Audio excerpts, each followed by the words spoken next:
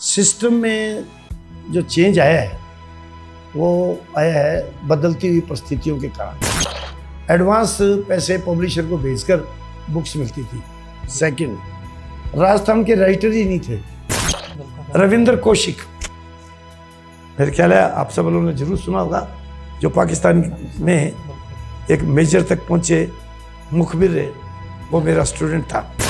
Books पढ़ने की बच्चों का जो आदत कम हुई है वो इस मोबाइल की वजह से हुई है। टीचर्स को चाहिए कि बच्चे को मोटिवेट करे, बच्चे को प्रेरित करे कि तुझे आगे बढ़ना है। आगे बढ़ने का मतलब यही नहीं होता कि सारे आईएएस बन जाएं, सारे डॉक्टर बन जाएं। लोग पढ़ेंगे, जी लगा के पढ़ेंगे, लेकिन सिर्फ एग्जाम पास करने के लिए नहीं।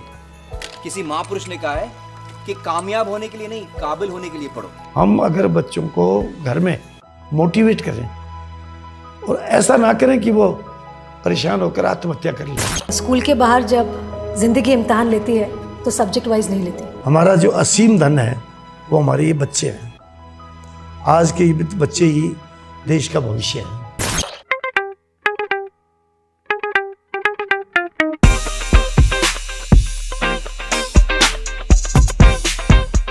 नमस्कार, जय हिंद। मेरा नाम है रौनक खासपुरिया। स्वागत आप सभी का खासबुक पॉडकास्ट में। दोस्तों, आज हमारे साथ में एक ऐसे टीचर है जिन्होंने लगातार 4 जनरेशन को टीचिंग प्रोवाइड करी है। मैं बात कर रहा हूँ गंगानगर के famous teacher mister Rajendra Lohia sir. Sir की टीचिंग स्टाइल इतना यूनिक था कि उनके जो स्टूडेंट्स हैं वो देश और दुनिया के हर कोने में हैं। इस कन्वर्सेशन के अंदर हमने बात करी है पेरेंटिंग की, हमने बात करी है टीचिंग स्टाइल की, हमने बात करी है एस्पायरिंग स्टूडेंट्स की। तो ये कन्वर्सेशन बहुत ही यूनिक है, बहुत ही इंटरेस्टिंग है, क्योंकि सर ने अपने एक्सपीरियंस से और अपने किस्सों से बहुत सारी चीज़ें बताई है। सर का एक्सपीरियंस की अगर मैं बात करूँ तो 58 ईयर्स ऑफ एक्सपीरियंस रहा है। इस एपिक कन्वर्सेशन को हम जल्दी से जल्दी स्टार्ट करते हैं with one and only mister Rajendra Lohia sir. नमस्ते सर। नमस्ते। कैसे हैं सर आप? बढ़िया, बहुत अच्छा। सर, मैं पूछना चाहूँगा आपसे कि आपका इतना लंबा एक्सपीरियंस रहा है और आपके पास में बहुत सारे स्टूडेंट्स पास आउट हुए हैं, तो आपको कैसा फील होता है कि जब आप देश दुनिया के अंदर देखते हैं कि मेरे बहुत सारे स्टूडेंट्स हैं? How do you feel sir? मैं बहुत अच्छा फील करता हूँ। मुझे ऐसा लगता है कि सारा विश्व ही मेरा ही है। ये जहाँ भी चाहूँ, जिससे भी चाहूँ, कहीं भी बात कर सकता हूँ। मेरे ज़्यादातर जो स्टूडेंट्स हैं वो डॉक्टर्स हैं, कुछ प्रशासनिक क्षेत्र में भी हैं, तो कुछ इंजीनियर्स भी हैं। जी सर, मैं आपका जो पास्ट है, आपके जो स्टडीज़ और आपके जो कॉलेजेस स्कूल्स हैं, मैं उसमें बहुत इंटरेस्टेड हूँ सर जानने के लिए कि आपने कब पास आउट हुए और अपने स्कूल और कॉलेजेस को आपने कैसा जिया है सर, क्योंकि आपने बहुत सारी हॉबीज़ को परस्यू करा होगा और अब भी आप चाहेंगे कि वो हॉबीज़ वापस से जो स्टूडेंट्स हैं वो भी परस्यू करें। मेरी जो अर्ली एजुकेशन है वो यहाँ अब Mahatma Gandhi school senior secondary school है इंदिरा चौक पर। 8th मैंने वहाँ से पास की थी, 8th तक। अच्छा। उसके बाद यहाँ का एक रिनाउंड स्कूल टीवी स्कूल जो वाटर वर्क्स के साथ है, वहाँ से मैंने सेकेंडरी की और मेरी राजस्थान बोर्ड में मेरिट थी। और हाँ, मेरिट थी और डिस्टिंक्शन थी फिजिक्स, केमिस्ट्री और मैथमेटिक्स में जी। इसके। उसके बाद वो स्कूल चूँकि हाई स्कूल तक था तो मैंने खालसा कॉलेज में एडमिशन लिया। उस वक्त कॉलेज साइंस का कॉलेज जो था वो खालसा कॉलेज था पर्टिकुलर, और आर्ट्स का कॉलेज था गवर्नमेंट कॉलेज, और एसडी कॉलेज थे कॉमर्स का कॉलेज जी। मैंने खालसा कॉलेज में एडमिशन लिया 62 में। ओके। 62 में जब मैंने एडमिशन लिया तो पहले प्रिंसिपल जो फाउंडर थे सरदार सुच्चा सिंह जी वो थे, और उनके जाने के बाद बाबा नारायण सिंह प्रिंसिपल बनकर आए। उनका लंबा एक्सपीरियंस था। उन्होंने उस वक्त बायो में बीएससी खुलवा दी थी, तो बायो का जो पहला बैच था उस बैच से मैं पास आउट हूँ गंगानगर जिले का। जब ये गंगानगर जिला पूरा एक बहुत बड़ा जिला था, हम उस वक्त क्लास में 8 स्टूडेंट होते थे ये। और एक स्कीम आई थी यूनिवर्सिटी की जिसमें सेकेंड ईयर थर्ड ईयर इकट्ठी थी। उस स्कीम से मैंने बीएससी की थी। उसके बाद बीएससी करने के बाद मेरा एलआईसी में और बैंक में सिलेक्शन हो गया था, बट एसडी कॉलेज के प्रिंसिपल थे फाउंडर प्रिंसिपल ताराचंद जी, मेरे को उनके सानिध्य में रहने का मौका मिला था। उन्होंने मुझे छुट्टियों में एक ऑफ़र की कि मैं उनके स्कूल में बायोलॉजी खोलना चाहते हैं तो वहाँ बायोलॉजी की लैब बना दूँ। मैंने कहा उनको कहा जी मैंने तो ज्वाइन करना नहीं, बस रिज़ल्ट की वेट कर रहा हूँ मैं। मेरा रिज़ल्ट आया था 8 जून 1966 को। ये उनके कहने से मैंने वहाँ लैब बनाई। लैब बनाने के बाद मेरा मन जो था ना वो सबसे हट गया और टीचिंग की तरफ आ गया। भी बच्चों को प्रोत्साहित करने के लिए, बच्चों को आगे बढ़ाने में मेरा कुछ अहम रोल होना चाहिए। उसके बाद मैंने डीएवी स्कूल ज्वाइन कर लिया और मैं 66 में मैंने ज्वाइन किया और 36 साल की सेवा देने के बाद 2002 में वहाँ से रिटायरमेंट ली। इन बिटवीन वहाँ रहते हुए मैंने बीएड डीएवी कॉलेज अबोहर से रेगुलर स्टूडेंट के रूप में 1977 में की और उसके बाद मैंने सोशियोलॉजी में एमए भी कर ली। और गवर्नमेंट कॉलेज का जो पहला बैच था वो जब शुरू हुआ, नाइट क्लासेस थी, तो मैंने वहाँ लॉ में एडमिशन लिया गवर्नमेंट कॉलेज के। तो खालसा कॉलेज, गवर्नमेंट कॉलेज दोनों और डीएवी कॉलेज अबोहर, ये 3 मेरे वो कॉलेज हैं जिनसे मैं पास आउट हुआ, जिनसे मेरे को एजुकेशन मिली। डीएवी स्कूल में रहते हुए मैंने बायोलॉजी पढ़ाई, केमिस्ट्री पढ़ाई और 10th के बच्चों को साइंस भी पढ़ाई। मेरा जो अहम रोल रहा वो बायोलॉजी पढ़ाने में रहा। मुझे बड़ी अच्छी तरह से याद है कि उस वक्त बायोलॉजी पढ़ाने के लिए टीचर नहीं मिलते थे, तो टीचर आते थे यूपी से या एमपी से। तो टीचर कोई नहीं मिला, फिर एक टीचर रखा भी गया तो बच्चों ने एक्सेप्ट नहीं किया, तो मुझे बड़ी विकट परिस्थितियों से भी गुजरना पड़ा कि मैं 8 पीरियड होते तो 8 पीरियड लेता था बायोलॉजी के। और हाँ, इसके बाद एक टीचर आए, हमारे साथी आए जो टिल रिटायरमेंट हमारे साथ रहे और हमारा काम स्मूथली चलने लगा। डीएवी स्कूल में रहते हुए मुझे आदूराम जी का सानिध्य मिला जो हमारे प्रिंसिपल थे, और उस वक्त सेकंड पर्सन जो थे वो थे डॉक्टर मदन गोपाल जी। उनका सानिध्य ही नहीं मिला, जो मेरे जीवन पर सबसे ज़्यादा असर जो है वो उनका हुआ। वो बच्चों को मैं उनसे पढ़ा हूँ, बड़े मन से पढ़ाते थे और बॉन्डिंग बड़ी अच्छी थी उनकी बच्चों के साथ। उनके पढ़ाए हुए बहुत बड़े बड़े पदों पर पहुँचे। मेरे भी मन में हुई कि मैं भी ऐसा ही बनूं, कोशिश करूं, उनका अनुकरण करूं, और मुझे परमात्मा ने ऐसा दे दिया कि मेरे पढ़ाए भी आज आईएएस है। राजस्थान में ही नहीं है, सेंटर में भी आईएएस है जो मेरे से पढ़े हुए हैं। डॉक्टर्स और इंजीनियर तो बेशुमार हैं। डॉक्टर्स तो आप ये समझ लीजिए, डॉक्टर इंजीनियर ऑस्ट्रेलिया में, यूएस में, इंग्लैंड में, कनाडा में है। मैं आपको नाम भी बता सकता हूँ। कनाडा में है डॉक्टर देवेंद्र कैलों, खुशबू अग्रवाल।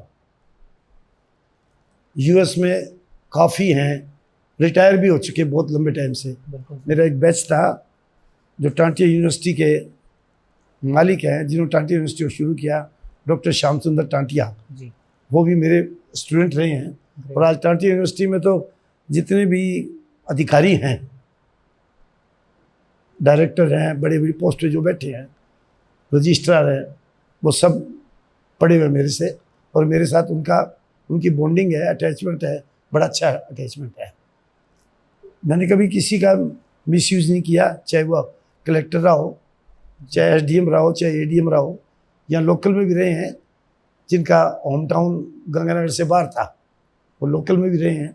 कभी मिसयूज़ नहीं किया किसी का, नहीं कभी किसी गलत काम के लिए किसी को कहा, क्योंकि मैं नहीं समझता कि मुझे ऐसा करना चाहिए। मैं आपको एक बात याद दिला दूँ इस बात पर कि पहली बार मेरा एक स्टूडेंट है जिसके फादर सीआई थे यहाँ की कोतवाली में, ठीक है सर। वो लड़का जब बहुत अच्छे नंबर आए, उसके बोर्ड में भी पोजीशन बनी उसकी, तो मिठाई का डिब्बा लेके आया वो। और मेरी आदत थी उस वक्त कि मैं अपने स्टूडेंट से मिठाई नहीं लेता था। क्यों? मैं उनको एक ही बात कहता था, जब कमाओगे ना, तुम अर्न करोगे, उस वक्त दे देना। और मैंने उसके साथ कुछ मिठाई ऐड करके दे दी। वो टिल रिटायरमेंट अच्छा, दिल्ली का एसीपी रहा। ग्रेट। हाँ, और वो जुड़ा रहा। मैं अपने सरस्वती स्कूल की बात करूं, यहाँ से बच्चों का एक टूर लेकर गया था मथुरा वृंदावन 2005 में। ठीक है सर। उस वक्त 3 दिन का टूर था। एक दिन मन बना कि राष्ट्रपति थे उस दिन, वो एपीजे कलाम, रिनाउंड पर्सनैलिटी थी, बिल्कुल। कि बच्चों को उनसे मिलाया जाए। और वो जो एसीपी थे मनोहर लाल करड़वाल, एमएल करड़वाल जी। दिल्ली के, उनको मैंने टेलीफोन किया। उन्होंने पहले तो मुझे प्रोटोकॉल का हवाला दिया, फिर मेरे इंसिस्ट करने पर उन्होंने 1 घंटे का टाइम दिलवा दिया एपीजे कलाम से मिलने का। बहुत बढ़िया सर। आज दिल्ली के जितने भी हॉस्पिटल्स हैं, जनरली मेरे पढ़ाए हुए स्टूडेंट्स हैं, रिटायर भी हो गए हैं। और कभी ज़रूरत पड़ती है किसी के लिए, जब मुझे कोई ज़रूरत पड़ती है, मैं उनको टेलीफोन करता हूँ तो वो पूरा कोऑपरेट करते हैं। करेंगे सर, बिल्कुल करेंगे। ऐसा कभी नहीं होता कि वो कोऑपरेट नहीं करते हो। मुझे ज़रूरत पड़ी नहीं पर्सनली कभी, बट किसी के लिए तो मुझे करना ही पड़ता है, चाहे हार्ट पेशेंट हो या कैंसर का हो या कहीं भी हो, तो वो पूरी हेल्प करते हैं इस मामले में। Definitely sir. सर नेक्स्ट मैं आपसे पूछना चाहूँगा, क्योंकि आपने बहुत लंबा टाइम देखा है, 90s से आप खुद पढ़े हैं, 60s के अराउंड, और अब भी आप बहुत बड़ी पोस्ट पर हैं, तो आपने एक बहुत बड़ा चेंज देखा। मैं पूछना चाहूँगा सर, और कंपेयर करना चाहूँगा एक तरह से, कि तब जो एजुकेशन सिस्टम था और अब जो एजुकेशन सिस्टम है, क्या चेंजेस आपने देखे हैं सर, मेजर चेंजेस? देखिए, मैं आपको एक बात बता दूं, मैं किसी भी बड़ी पोस्ट पर नहीं हूं, मैं एक अध्यापक ही हूं सर आप तो वास्तव बताना में। सर।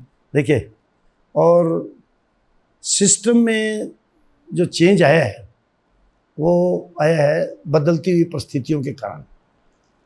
उस वक्त जब हम पढ़ते थे तो बुक्स नहीं मिलती थी मार्केट में, एडवांस पैसे पब्लिशर को भेजकर बुक्स मिलती थी। सेकंड, राजस्थान के राइटर ही नहीं थे, तो राजस्थान के राइटर नहीं होने के कारण हमें जनरली दिल्ली, पंजाब और यूपी के जो राइटर्स हैं उनकी बुक्स केमिस्ट्री में, फिजिक्स में, जूलॉजी में, बॉटनी में वो पढ़ने की होती थी। बट चेंजेज आया और लोकल लोगों ने बुक्स लिखी। मुझे भी मिला मौका 5-4 साल बाद।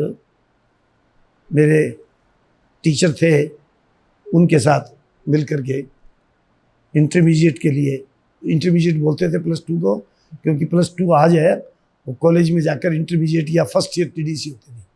वो मैं जो परिवर्तन जो देख रहा हूँ ना, इसका कारण है, इसमें कोई दो राय नहीं है कि टैलेंट बच्चों में बहुत बड़ा है।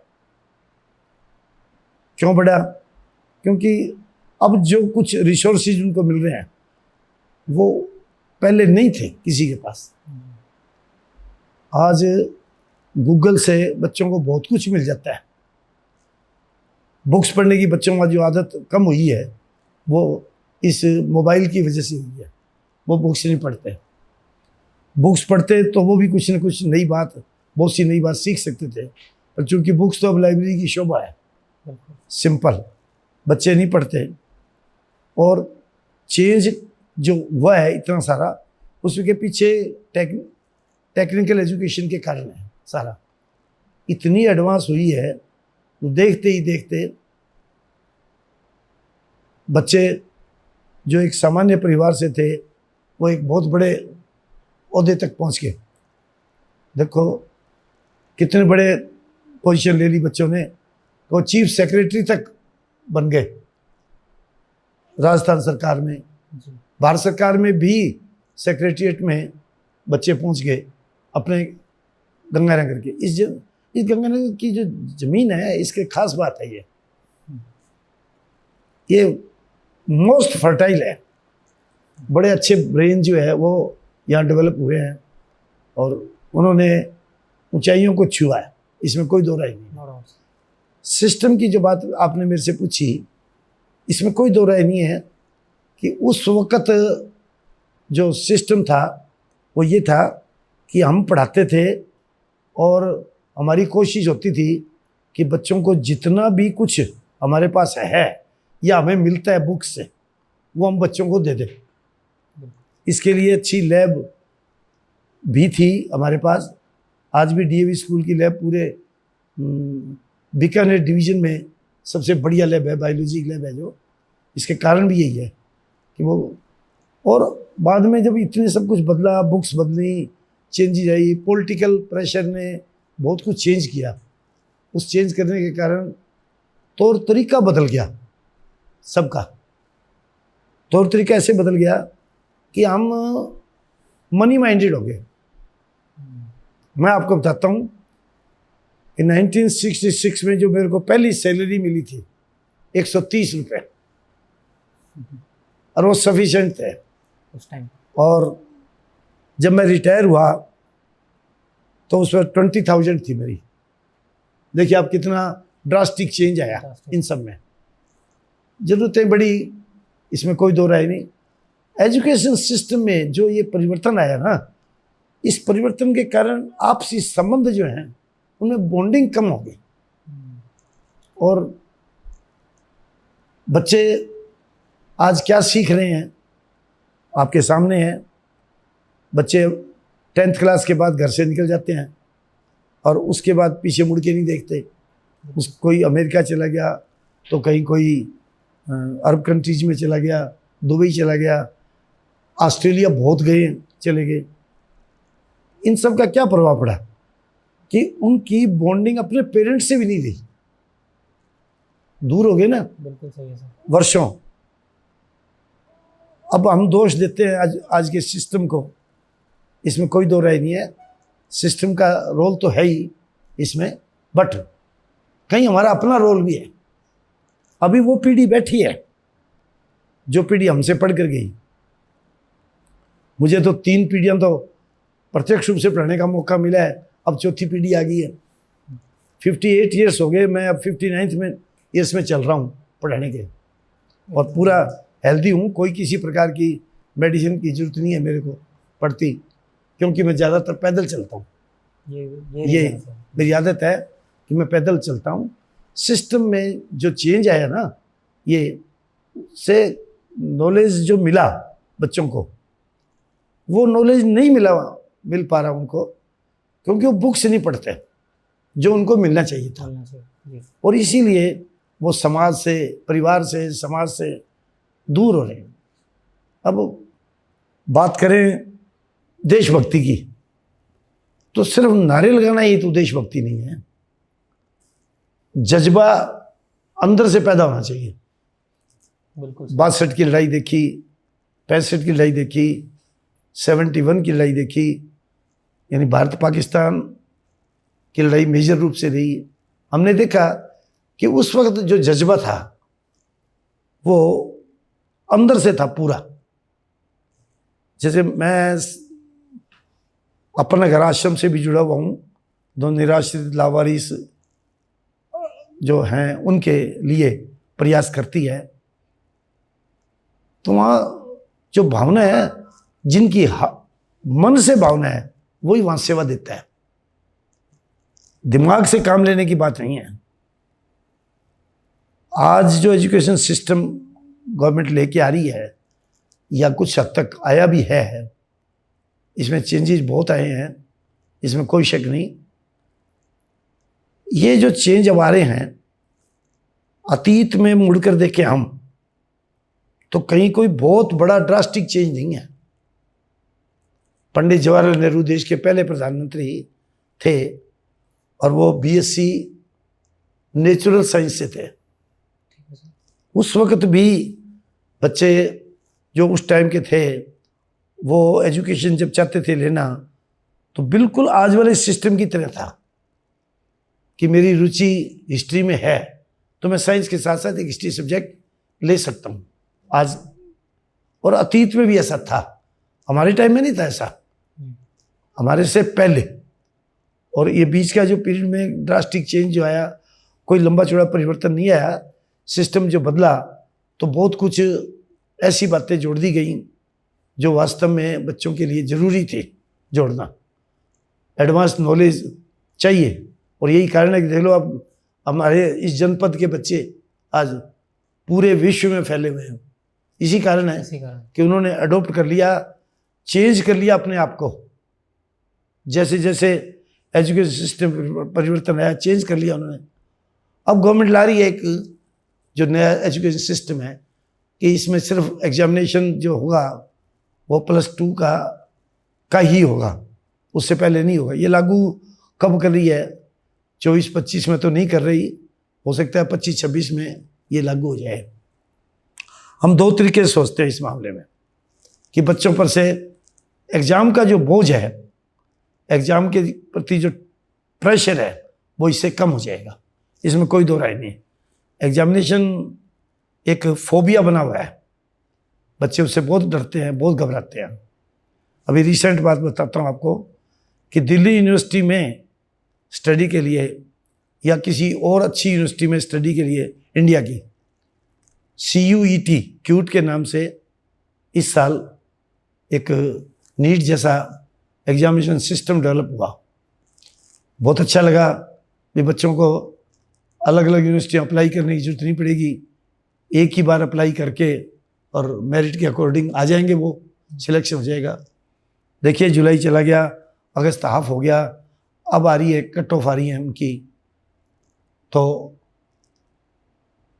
सिस्टम देखो 1.5 महीना निकल जाएगा बच्चों का, वहाँ जाते जाते 2 महीने निकल जाएंगे बच्चों के। और अपनी इस परिस्थितियों से पहुँचने के लिए उनको 50 से 60 हज़ार रुपये तक बार बार चक्कर लगाने से जाने से। तो जो मेन एम था ना भी एक एग्जामिनेशन सिस्टम का, तो भटकना नहीं पड़ेगा, वो पूरा होता नहीं दिखाई दे रहा, खामियां हैं कुछ। हो सकता है आने वाले समय में शायद हम इसको समझ सकेंगे और समझेंगे तो दूर भी हो जाएंगी। सर नेक्स्ट मैं ये पूछना चाहूँगा कि अभी क्लास में माहौल क्या रहता है कि प्रायोरिटी उन बच्चों को दी जाती है जिनके मार्क्स अच्छे आते हैं, मतलब कि फर्स्ट आओगे तो क्लास में प्रायोरिटी अच्छी दी जाएगी, आपको रिलेटिव्स अच्छे से ट्रीट करेंगे, आपको सोसाइटी के अंदर अच्छे से ट्रीट करेंगे। बट वट अबाउट दो स्टूडेंट्स की जो टॉप नहीं कर पा रहे हैं, जो मार्क्स अच्छे ला पा रहे हैं किसी भी वजह से। या सर एक एग्जांपल लेता हूँ मैं, अभी रिसेंटली हमारे सामने आया है कि जो सोनम वांगचुक हैं, उन्होंने एक ऐसा स्कूल खोला है अपने एरिया के अंदर ही कि जो फेलियर्स हैं सिर्फ उन्हीं को एडमिशन दिया जाएगा, और जो टॉपर्स हैं जिन्होंने एग्ज़ाम पास कर लिए, क्लासेस पास कर लिए, उनको वेटिंग लिस्ट में डाल दिया जाएगा। जैसे सर हमने इस पर मूवी भी देखी है तारे ज़मीन पर, ये एक एग्जाम्पल है, 3 इडियट्स एक एग्जाम्पल है, हिचकी मूवी एक एग्जाम्पल है। तो सर आप इस को किस नज़रिए से देखते हैं सर? देखिए आपकी बात से मैं सहमत हूँ कि प्रेजेंट जो सिचुएशन है उसमें हर पेरेंट्स की एक ख्वाहिश रहती है कि मेरा बेटा बड़ा होकर इंजीनियर बने, डॉक्टर बने या IAS RAS बने। जब ये ख्वाहिश उसके मन में होती है, पेरेंट्स के मन में, तो निश्चित है कि वो यही चाहते हैं कि अच्छे मार्क्स जिनके 90 से अबव आए, ऐसी सोच सबकी है। मैं इससे सहमत नहीं हूँ बिल्कुल। मैंने ऐसे बच्चों को भी आगे बढ़ते हुए देखा है जो नॉर्मल स्टूडेंट थे और उन्होंने भी RAS IAS में कम्पीट किया। मैं आपको एक एग्जांपल बताता हूँ। मेरे पास एक बार एक स्टूडेंट आया, ये 2008 की बात है, वो था डॉक्टर। उसने कहा जी मैं RAS कम्पीट करने के लिए गया और मैं फेल हो गया, मुझे जगह नहीं मिली। मैंने उसको कहा बैठ भाई बात करते हैं अपने। मैंने कहा भाई RAS कोई जीवन का अल्टीमेट एम नहीं है। समाज जो बनता है वो सभी प्रकार के लोगों से मिलकर बनता है।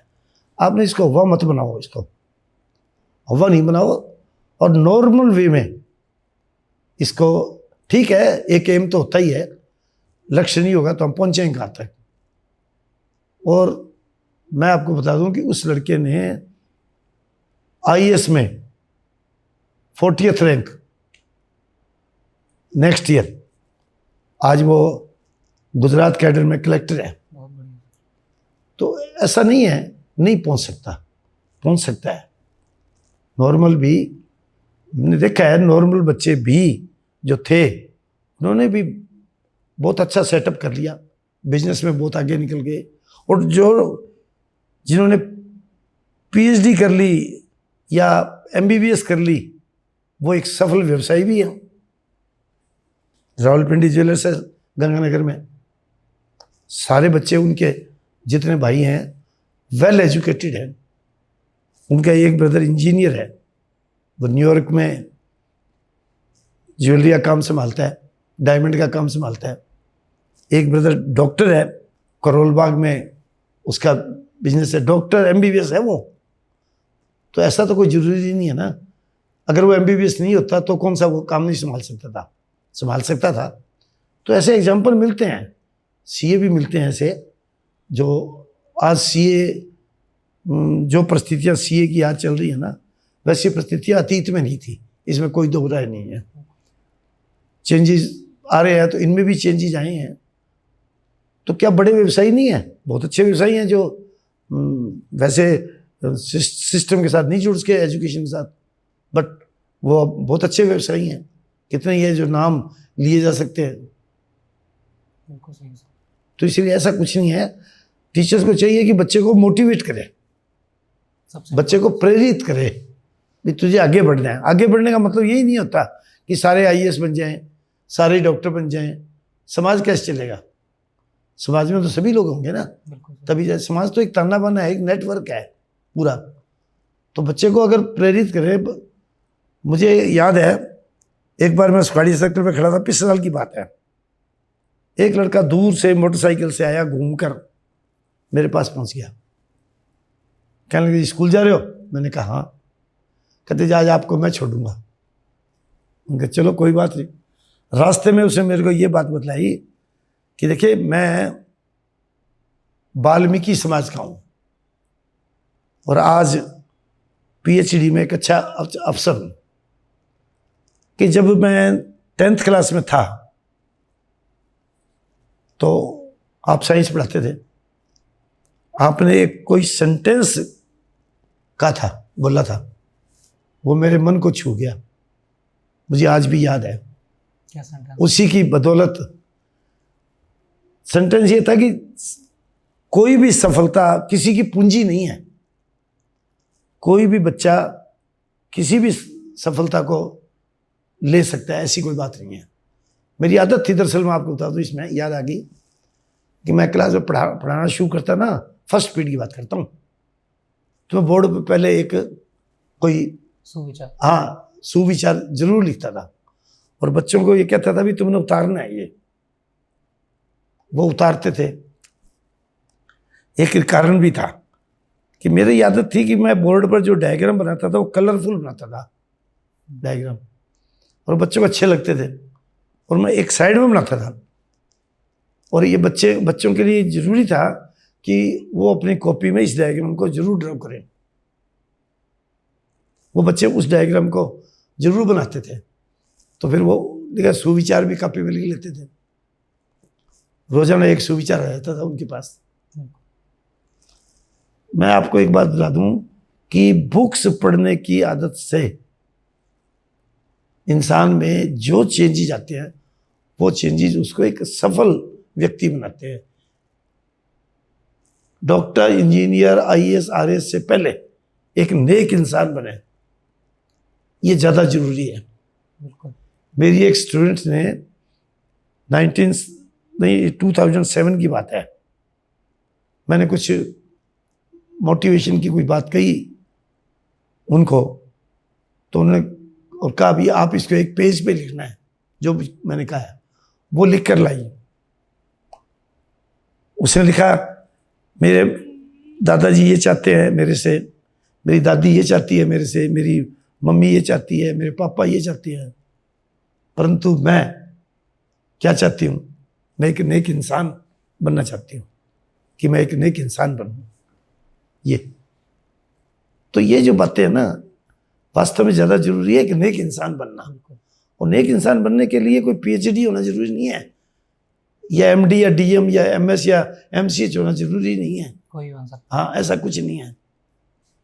सर अभी जैसे टीचिंग की बात हम पूरी कर ही रहे हैं और आपने भी बहुत लंबा एक्सपीरियंस टीचिंग को दिया है, आपने अपने सामने बहुत सारे इंटरव्यूज़ लिए हैं, बहुत सारे टीचर्स बनाए हैं। सो अकॉर्डिंग टू यू कि एक टीचर को कैसा होना चाहिए, कि मतलब और स्कूल में अगर जा रहे हैं वो पढ़ाने के लिए, तो एक टीचिंग का क्राइटेरिया होना चाहिए? क्योंकि आजकल सर जनरली ये देख रहे हैं कि चलो मैं कुछ नहीं कर रहा तो मैं टीचिंग कर लेता हूँ, या फिर मैं थोड़ा सा अगर मुझे अर्न करना है तो मैं घर के अंदर ही पढ़ा लेता हूँ। तो क्या ये सिस्टम सही है सर? और एक टीचर को क्राइटेरिया क्या होना चाहिए, बताएं सर। वो देखिए, जो कुछ नहीं बन सका वो एक टीचर बन गया, ये सोच कोई आज की सोच नहीं है, ये सोच पुरानी सोच है। पहले भी ऐसे सोचते थे, और इस सोच ने ही टीचर समाज को वो मान सम्मान नहीं दिया जो मिलना चाहिए था। आज भी मैं ये बात देख रहा हूँ, आज के संदर्भ में जब आप पूछ रहे हैं ना, तो ये बता दूं कि हमें बच्चे मिलते हैं तो वो कहते हैं जी एक फ़ोटो करवा लें जी, अपनी फैमिली के साथ कार रोक ली, आगे खड़े हो गए, फ़ोटो करवा लें जी, करवा लेते हैं, कोई बात नहीं। जनरली उनकी ये सोच है कि उस टाइम में जो टीचर्स थे वो एक आदर्श गुरु थे, चाहे सभी नहीं थे, कुछ थे और आदर्श थे। आज वैसा आदर्श नहीं है। जो आपने बात कही कि मैं किसी स्कूल खोल लूँ, मैं घर पर पढ़ा लूँ, ये बेरोजगारी के कारण हो रहा है। ये सोच, पेट तो मांगता ही है, इसको तो शांत करना ही पड़ेगा, इसलिए वो ऐसा प्रयास करते हैं। बाकी जो आपकी पहली बात थी, परसेंटेज वाली बात जी, वो बात यहाँ साफ स्पष्ट होती है। परसेंटेज तो बहुत आ गई, 98, 99, इसमें कोई दो राय नहीं है, बट जो सही ज्ञान है वो ज्ञान नहीं आया। और सही ज्ञान आता है तो फिर एक नेक इंसान बनने की स्थितियां बन जाती हैं। अब नेक इंसान बनेगा तो वो समाज के लिए सबसे ज़्यादा उपयोगी होगा। देश और समाज महत्वपूर्ण है, ये आता तभी है। वैसी सोच नहीं आने के पीछे है बेरोजगारी। जो भी मैं टीचर बन जाऊं, मैं घर पर पढ़ा लूँ, बात तो एक ही है, घर पर पढ़ा लें, कोई स्कूल खोल के बैठ जाए, वहाँ कुछ कर लें, बात एक ही है। वो सब मन से इस सिस्टम को अडॉप्ट करें, मन से, तो वो देश की सबसे बड़ी सेवा है, बहुत बड़ा काम है। हमसे भी लोग पूछ लेते हैं बच्चे कि जी आपने इतने डॉक्टर बना दिए, आप डॉक्टर क्यों नहीं बने? एक बार ऐसा क्वेश्चन 90 की बात है, ये 1990 में पीएमटी देने के, पीएमटी होती थी, नीट नहीं थी, देने के बाद बच्चे आए थे, बात चल रही थी। उसी वक्त मेरा एक स्टूडेंट जो कि डूंगर कॉलेज में हेड ऑफ द डिपार्टमेंट था केमिस्ट्री का, डॉक्टर हेमंत पांडे, इत्फाक है बिल्कुल उसी मौके पर वो आ गए। अब उनकी जब प्रतिक्रिया वो बता दूंगा आपको मैं। उन्होंने कहा, उनकी क्या प्रतिक्रिया थी कि भी देखो ये डॉक्टर नहीं बने, हमारे लिए तो बहुत अच्छा रहा, ये डॉक्टर बनते तो एक डॉक्टर बनता, अब इतने लोगों को डॉक्टर बना दिया, इतने लोग इनसे पढ़कर डॉक्टर बन गए, तो ये बड़ा योगदान है। मैं तो इनका ऋणी हूँ इस बात के लिए। तो ऐसा है, सिस्टम के कारण है ये नहीं है आज वो सिस्टम अडॉप्ट नहीं कर रहे हम, क्योंकि हमें ताम झाम पसंद है। ताम झाम में क्या है, सब कुछ चाहिए, बढ़िया कपड़े भी चाहिए, गाड़ी भी चाहिए, एक साथ में एक शानदार कोठी भी चाहिए। जब ये लालच आ गया ना मन में, इसे हम येन केन प्रकरण अर्न करने के लिए, धन कमाने के लिए, धन कमाने की होड़ में लग गए। ऐसा नहीं है, बढ़िया लोग हैं, आज भी हैं।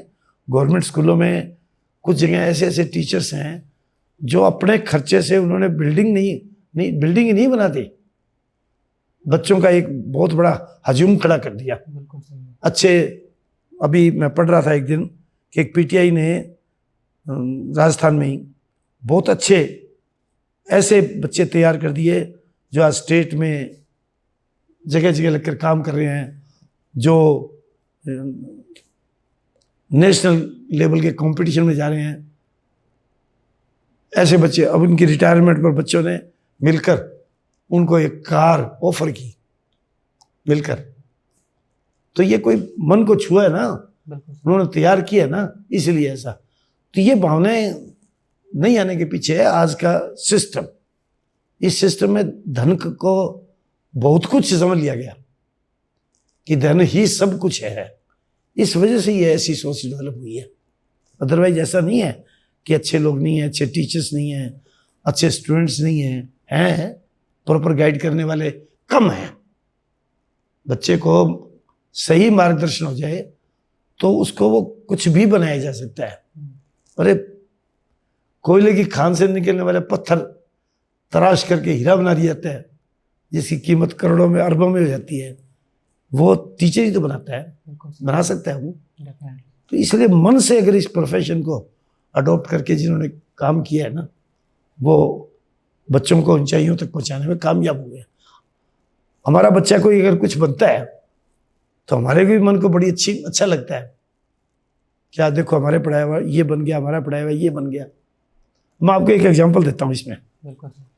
एक बार जब मैं इस सरस्वती पब्लिक स्कूल का प्रिंसिपल ही था और कुछ 2-3 बच्चियां आई मिलने के लिए, जिनमें एक बच्ची नासा में थी और एक बच्ची यूएस में पीएचडी कर रही थी।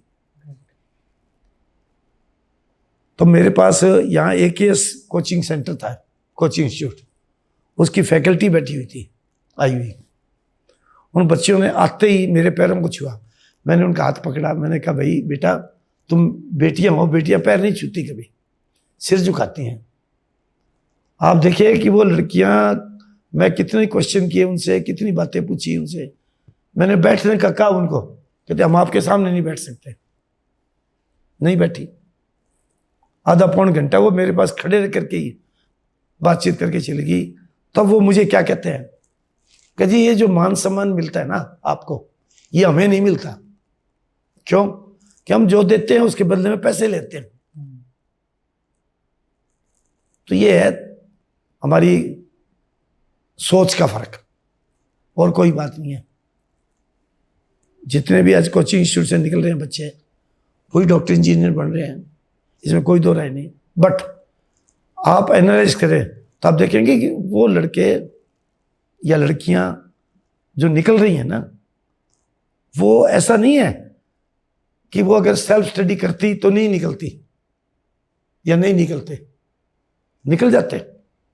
बस ये एक मंच देते हैं, सीधी सी बात है, ये एक मंच देते हैं। बाकी कोई अनोखी चीज कोई कुछ नहीं है। मेरा जो एक्सपीरियंस है, जब बच्चे हमसे पढ़ करके सीधे ही डॉक्टर इंजीनियर बन गए, बिट्स में चले गए, रांची चले गए। कहने को तो लोग कहते हैं जी उस वक्त के सिस्टम में आज के सिस्टम फर्क है। मैं तो भाई उस सिस्टम से आज तक जुड़ा हुआ हूँ, मैं कोई अलग थोड़ी हूँ उस सिस्टम से, मुझे पता है। तो ऐसा नहीं है कहीं भी। हम अगर बच्चों को घर में मोटिवेट करें और ऐसा ना करें कि वो परेशान होकर आत्महत्या कर लें, जैसा कि आता है, ऐसा करने से कुछ नहीं होता। बच्चे का कैलिबर देखें कि ये बच्चा किस रूट तक पहुंच सकता है। मैं आपको एक और एग्जांपल याद आ गया, रविंद्र कौशिक। मेरे ख्याल है आप सब लोगों ने जरूर सुना होगा, जो पाकिस्तान में एक मेजर तक पहुंचे मुखबिर है। वो मेरा स्टूडेंट था DAV स्कूल में, कॉमर्स का स्टूडेंट था। वैसे मेरे से साइंस पढ़ी थी उसने। वो लड़का जो था ना, शुरू से ही होनहार था। कैसे? कि वो अच्छा मोनो एक्टर था, स्टडी से ज्यादा उसको एक्स्ट्रा एक्टिविटीज में बड़ा इंटरेस्ट था, बहुत अच्छा मोनो एक्टर था। जैसे सेठ और मुनीम दोनों का रोल अकेला ही कर लेता था, इस तरीके का था। उसका छोटा ब्रदर था राजेश्वर, राजेश्वर बायोलॉजी में था। ये 68 के बैच का था और वो 70 के बैच का था, राजेश्वर था। फादर इनके जो थे JCT में थे, कोई बहुत बड़े पद पर नहीं थे। ये होनहार था। उसके बाद लंबे अरसे तक कोई पता नहीं चला कहाँ गया क्या गया। जब अखबार में आई खबर, मंगेश कौशिक राजस्थान पत्रिका में है, उन्होंने एक आर्टिकल लिखा रविंद्र को लेकर। कब? जब रविंद्र की डेथ होगी। उस पर एक फिल्म भी बन गई, एक था टाइगर। बिल्कुल सर, बिल्कुल। तो ये देखिए, वो उस लड़के ने देश के लिए क्या नहीं किया, देश के लिए बहुत कुछ किया। मुखबिर बनकर कितना खतरा लिया उसने, बहुत बड़ा खतरा लिया उसने, लिया कि नहीं लिया? आप ये देखिए, आज हम बैठ के यहाँ याद कर रहे हैं, ऐसा नहीं हम याद कर रहे हैं, जनरल में भी तो खूब याद कर रहे हैं लोग उनको। आ रही है यूट्यूब पे भी आ रहा है उनके बारे में।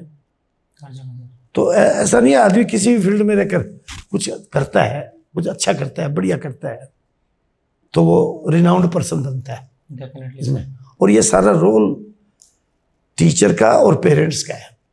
हम जो बात आपकी पहले वाली है, मैं फिर उसी को रिपीट कर रहा हूँ कि हम बच्चे से ये उम्मीद रखने जाते हैं कि इंजीनियर बनेगा, ये डॉक्टर बनेगा, ये IAS बनेगा, ये RAS बनेगा, ये, और हम उसके लिए उसको इतना स्ट्रेस डालते हैं कि जब वो सक्सेस नहीं होता तो या तो भागी हो जाता है घर से, और या सुसाइड कर लेता है।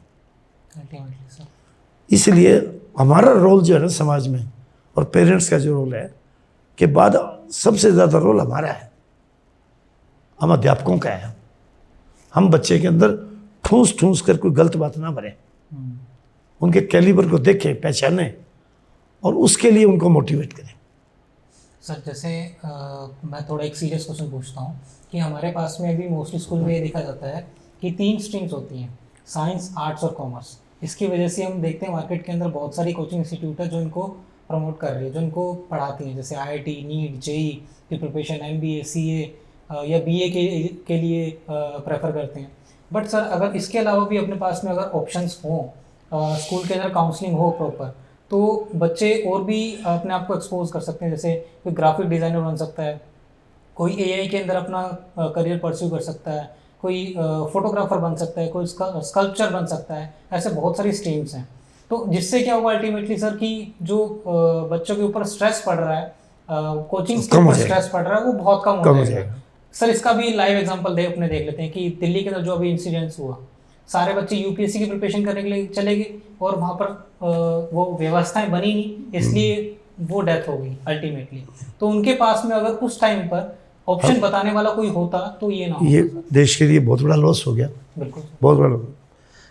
मैं तो आपको एक एग्जांपल देता हूँ अपना 85 का। 10th क्लास में मैं साइंस पढ़ा रहा था। मैं एक लड़के को रोजाना देखता था कि वो काम नहीं करता था। मेरी आदत थी कि मैं पेन चलाता था ना बच्चा, तो मैं देख लेता था कि पेन से लिख रहा है या कुछ और कर रहा है, ये मुझे पता लग जाता था। तो मुझे ये पता लग गया कि वो मेरा काम नहीं कर रहा। मैंने उसकी कॉपी ली, देखी, तो वो क्या कर रहा था, कार्टून बना रहा था। मैंने उसको कहा, भाई अब अपने फादर को बुला के लाना। वो घबरा गया, फादर के नाम से भी बुलाएंगे दिक्कत हो जाएगी। मैंने उसको समझाया, कहीं मैं कोई कंप्लेंट के रूप में नहीं बुलाना चाहता, मैं कुछ बात करना चाहता हूँ उनसे, क्योंकि इस परिवार से मेरा संबंध था भी। तो उसके फादर आ गए, मैंने लैब में बैठ कर उनसे बात की। मैंने कहा, अभी इस लड़के को 10th के बाद शांति निकेतन भेजो, फाइन आर्ट में। और उन्होंने बात मान ली, भेज दिया, और वो लड़का बहुत बड़ी आर्टिस्ट बन गया। अब देखो, जो बात आप पूछ रहे हो ना, वही चीज़ है, लगन बनी।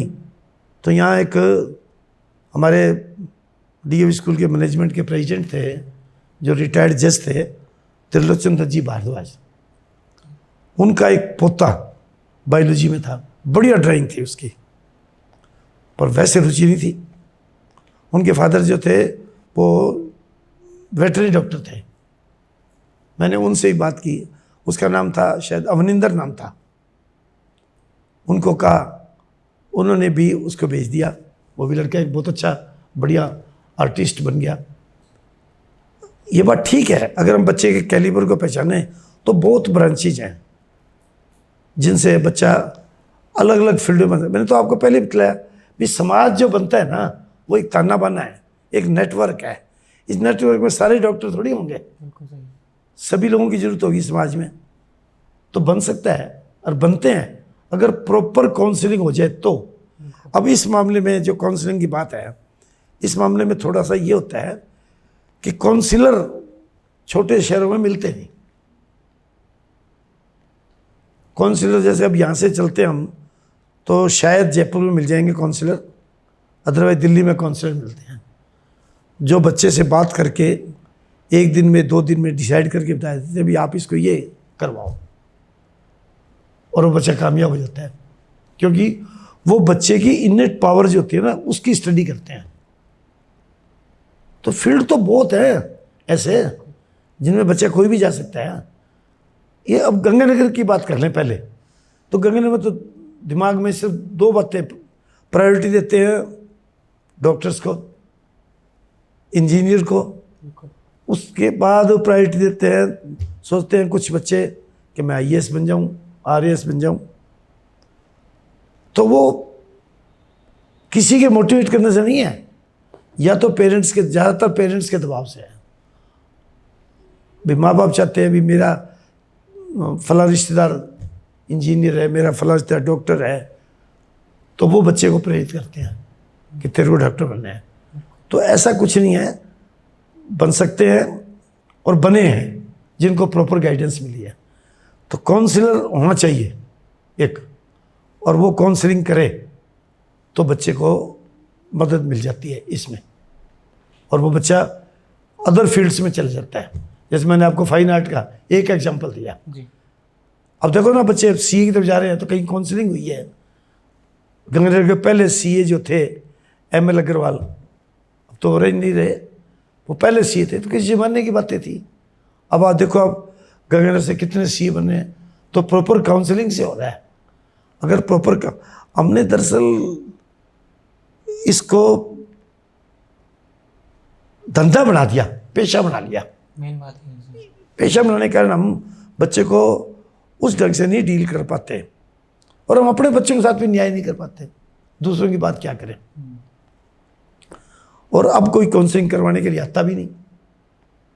मैं भी करता था काउंसलिंग, मेरे पास भी आते थे बच्चे। मार्च में एग्जामिनेशन फ्री होने के बाद मेरे से भी टाइम लेते थे और आते थे, बात करते थे।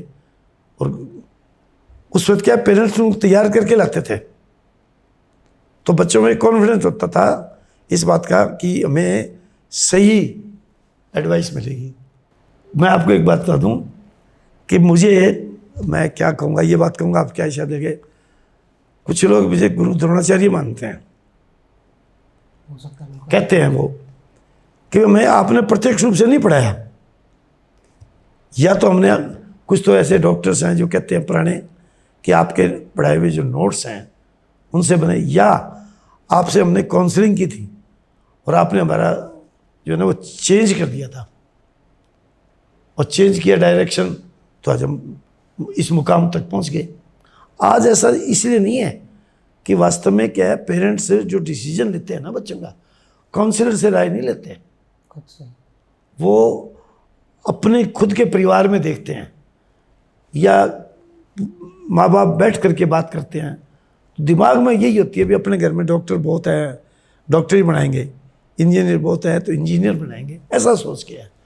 खुद CA है तो सोचता है मेरा बेटा CA ही बने, क्योंकि मैं उसकी प्रॉपर हेल्प कर सकूँगा, मैं उसे बता सकूँगा, उसको जमा जमाए मेरा काम मिल जाएगा। डॉक्टर देख लीजिए आप, डॉक्टर से भी ऐसा ही है सोच।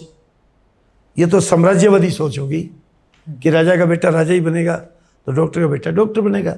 और इसीलिए ये जो सुसाइड की जो बात चली थी ना अभी, इसके पीछे रीज़न यही है कि बच्चों की प्रॉपर काउंसलिंग नहीं होती, और इसके लिए देखो भी जिम्मेदार पेरेंट्स हैं, इसमें कोई दो राय नहीं। हम भी हैं, हम भी बच्चों में ये विश्वास नहीं पैदा कर पा रहे कि भी आप हमारे पास आओगे, हमसे बात करोगे, हम आपको राय देंगे। हमारे दिमाग में ये हो गया कि माँ बाप मानते नहीं हैं, माँ बाप हमारी बात को समझते नहीं हैं। वो हमसे बात जरूर करेंगे पर करते वो अपने मर्जी से हैं। फिर बच्चा जी 2 बार देने के बाद जब सक्सेस नहीं होता ना, तो लाखों रुपए तो खर्च हो ही जाते हैं, इसमें कोई दो राय नहीं। बट मन से वो कुंदित हो जाता है, ब्लंट हो जाता है, ये होता है भी मैं नहीं कर सकता। फिर वो क्या करता है, घर से बाहर निकलने का रास्ता ढूंढता है। वो ऐसा सब्जेक्ट सिलेक्ट करता है कि जिससे मैं घर से बाहर जा सकूँ, दूर जा सकूँ, ऐसी बात आती है। ये बात है, कमी है, काउंसलर होने चाहिए, और हम लोगों को भी प्रॉपर काउंसलिंग करनी चाहिए। और पेरेंट्स और हमारे बीच अगर आपसी कोऑर्डिनेशन बना रहे तो शायद हम सक्सेस हो सके इस मामले में। बहुत है ब्रांच। इंश्योरेंस कंपनी में जाने के लिए एक्चुरियल साइंस है, बच्चा को एक्चुरियल साइंस में करे तो इंश्योरेंस कंपनी में जा सकता है। बत है क्या, जाकर के यहाँ भी तो अच्छे पद ले सकता है, अच्छी पोस्ट पे जा सकता है। बैंकिंग में जाने के लिए बीटेक जा रहे हैं बैंकिंग में, देखो आप बीटेक करके बैंकिंग में जा रहे हैं, इससे पता लगता है ना भी हमारी प्रॉपर काउंसलिंग नहीं है। इंजीनियर पर माँ बाप का, देश का कितना खर्चा होता है, और वो चला जाता है किसी दूसरे प्रोफेशन में।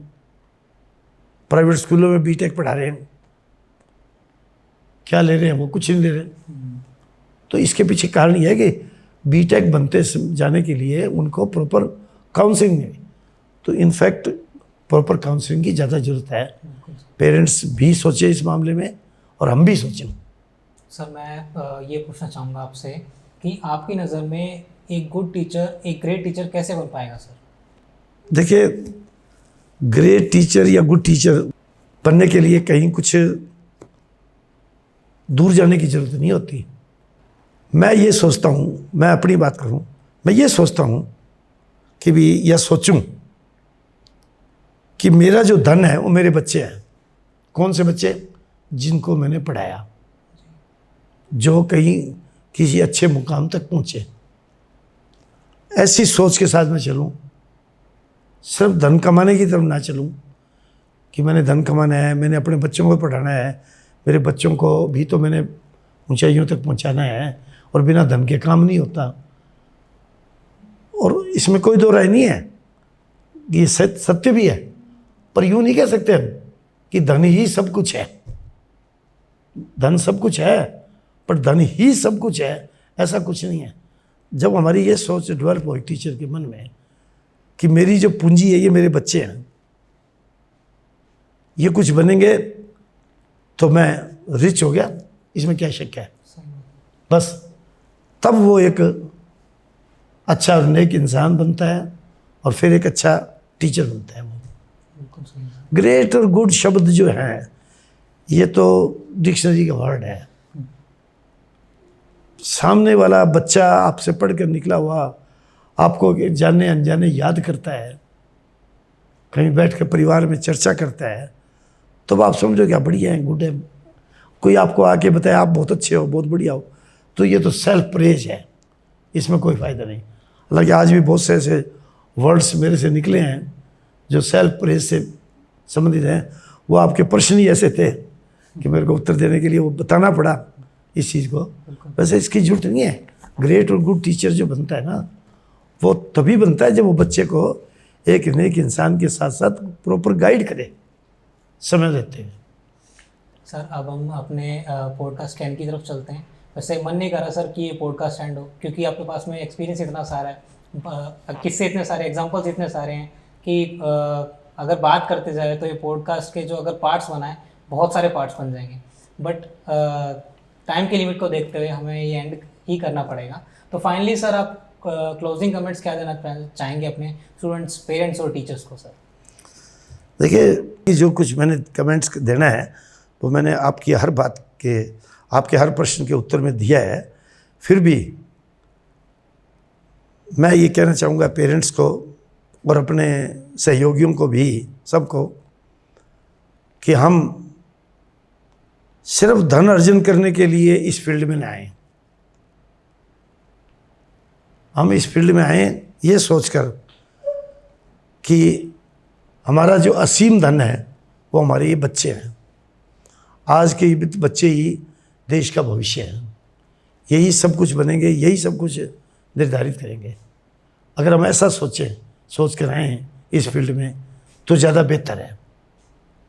बाकी तो देखिए, पर्सनल थिंकिंग अलग होती है।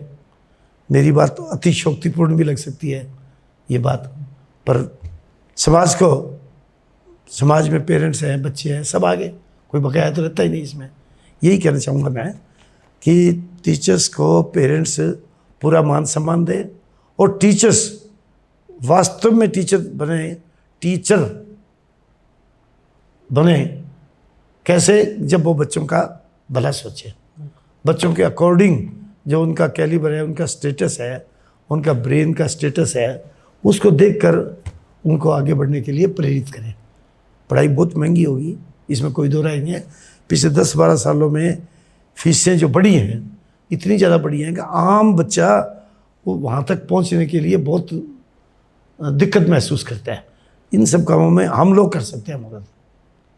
उनकी लाइन दे दें ऐसी, उनको कोई ऐसी ब्रांच बता दें, उसमें उनकी सपोर्ट कर दें, मदद कर दें।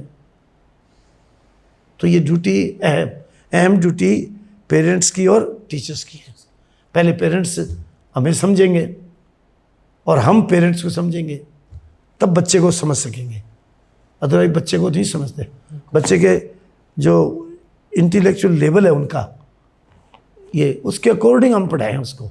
पेरेंट्स भी ये सोचे और टीचर्स पेरेंट्स को गाइड करें, और पेरेंट्स इस बात को एक्सेप्ट करें कि जो हमें गाइडेंस मिलेगी ना वो बढ़िया मिलेगी। मेरा बस यही कहना है आपसे। सर फाइनली मैं पूछना चाहूँगा कि हमारे साथ में आपका एक्सपीरियंस कैसा रहा सर, खासबुक टीम के साथ में? ये मेरा 4था या 5वां इंटरव्यू है। मैं आपको बता दूं, पहले मैं ये समझता हूँ कि आज आपने मेरे मन की बहुत सी बातें निकाल ली, काफ़ी आपने खींच के निकाल ली है। तो मैं तो आपका शुक्रगुजार हूँ इस बात के लिए कि आपने आज मुझे मौका दिया कि मैं समाज के सामने कुछ ऐसी बातें रख सकूं जो शायद बच्चों के विकास में फ़ायदेमंद हो सके, बौद्धिक स्तर को बढ़ा सके। तो इसके लिए मैं आपका शुक्रगुजार हूँ। नहीं सर, ऐसी जी नहीं, देखिए आप पूछते हैं तो मैं आपको बताता हूँ। जनरली क्या होता है कि हमारे जो एक्सपीरियंसेस है ना, इन एक्सपीरियंसेस को जो हम परोसते हैं, समझ लो परोसना शब्द देना, तो लोग एक कान से सुन करके दूसरे कान से बाहर निकाल देते हैं। मेरे को एक बार 1917 की बात है, 15 अगस्त को एक CBSE स्कूल में जाने का मौका मिला, और जब मैंने बताया उनको बहुत कुछ, मैंने उनको 65 की और 62 की और 71 की वार में जो पोजीशन थी पूरी, उन सब से रूबरू करवाया, तो सभी लोग लगभग मेरे जाने के बाद आए मेरे पास और कहने लगे जी बहुत कुछ मिला, हमें तो पता ही नहीं था। अभी मैं कह रहा हूँ आपको, ये अखबार में कई आते हैं ना, जैसे भास्कर में आता है लड़ाई को लेकर के, अब उसके अपने 70 साल की उम्र वाला क्या बताएगा उस लड़ाई के बारे में। वो उस वक्त बहुत छोटा था। हम जो है वो कॉलेज के स्टूडेंट थे और मैगजीन पढ़ने की, अच्छी बुक्स पढ़ने की आदत थी। डिस्ट्रिक्ट लाइब्रेरी को छान लेते थे, लाकर बुक्स पढ़ते थे। कब? जब फरवरी मार्च के बाद बच्चों के एग्ज़ाम हो जाते, जब टाइम मिलता तो घर में बैठे रहते ज़्यादातर और बुक्स पढ़ते थे। बुक्स पढ़ने से बहुत कुछ मिला, अनुभव काम आ रहा है, यूज हो रहा है बस। तो इसलिए बहुत अच्छा है कि आपने मेरे को कुछ बोलने का मौका दिया। मेरे पास बहुत कुछ है, आपसे बात करूं। किसी ने मेरे को कहा भी था कि मैं आपसे 10-12 दिन लगातार बैठूं तो एक किताब लिख सकूं। बिल्कुल सही है। मैंने कहा ऐसी कोई बात नहीं है, आप बैठेंगे, पूछेंगे, बात करेंगे तो ही बात निकलेगी अंदर से। मैं अपने आप बोलूँगा तो शायद पूरी बात ना बता पाऊँ, पर आप पूछेंगे तो मैं बता पाऊँगा। बिल्कुल सही है। वो एजुकेशन से तो जी देखो बच्चों, एजुकेशन से तो मेरा बहुत पुराना संबंध हो गया। 58 वर्ष बीत चुके मेरे को इस प्रोफेशन में। Thank you so much sir हमारे पॉडकास्ट में आने के लिए, हमारे गेस्ट बनने के लिए, और आपने इतना सारा एक्सपीरियंस शेयर करा, 58 ईयर्स का अपने एक्सपीरियंस शेयर करा जो सभी के काम आएगा। पेरेंट्स, स्टूडेंट्स और टीचर, जो एस्पायरिंग स्टूडेंट्स हैं, जो कुछ बनना चाहते हैं, टीचर्स हैं, एक टीचिंग का फील्ड देखना चाहते हैं, सभी के काम में आएगा। Thank you so much sir हमारे साथ में आने के लिए। खासबुक का एक बहुत बड़ा ऑनर है कि आप हमारे साथ में हैं। Thank you so much sir.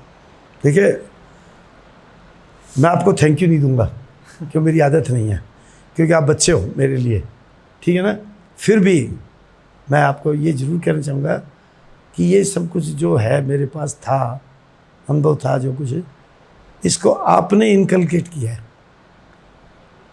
समझिए ना। जी। इसलिए मैं इसके लिए आपको साधुवाद दूंगा कि आपने मेरे एक्सपीरियंस को लिया।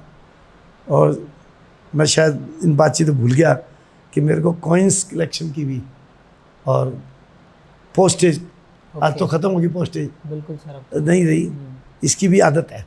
अच्छा ये अच्छा। कई हज़ार डाक टिकटें हैं मेरे पास। समय बदल गया ना, समय बदल जाने के कारण ही मैंने आपको बताया ना कि GTV वालों ने एक छोटी फिल्म भी बनाई थी इस बात को, Definitely. कैसे भास्कर वालों ने छाप दिया 5 सितंबर को। उन्होंने एक प्रिंसिपल डे मनाया, जी। तो उसमें 3 प्रिंसिपल का उन्होंने दिया था, उससे एक मैं भी था। Thank you so much sir हमारे पॉडकास्ट पे आने के लिए। We are grateful. That's all about our podcast. Thank you so much.